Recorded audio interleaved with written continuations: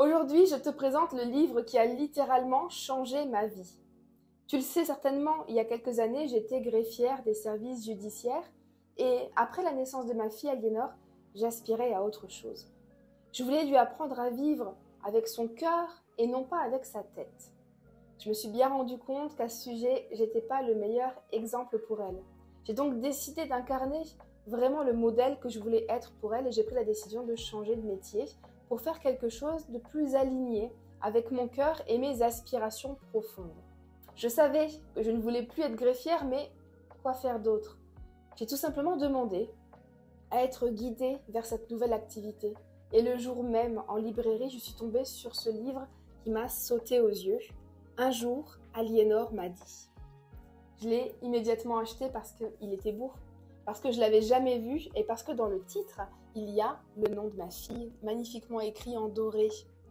Je pensais tout simplement qu'il détenait la réponse à la question de ma réorientation professionnelle. J'étais certaine qu'après avoir lu ce livre, tout serait beaucoup plus clair. Alors je l'ai dévoré en une soirée et j'avoue que j'ai été déçue. La réponse que j'attendais, elle n'était pas là.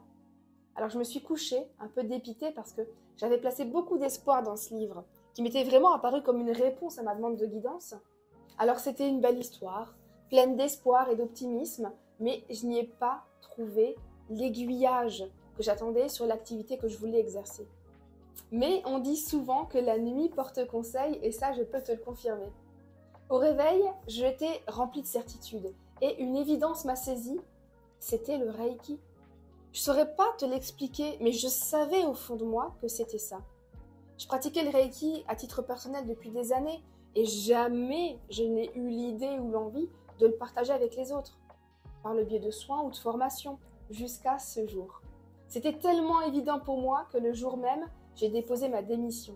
Et un mois plus tard, j'étais partie pour créer mon auto-entreprise de praticienne Reiki.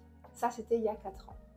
Alors, même si ce livre ne m'a pas livré les réponses que j'espérais instantanément, je pense qu'il fallait lire au-delà des mots, qu'il fallait lire entre les lignes pour saisir son message et me reconnecter à cette étincelle au fond de moi. Si toi aussi tu es dans l'attente d'un renouveau dans ta vie, je ne peux te donner que 2 conseils. D'abord, demande à être guidé. Et ensuite, aie confiance et sois patient. Les signes sont là, tout autour de toi. Parfois ils sont limpides, parfois tu auras besoin de temps pour laisser ton cœur lire entre les lignes.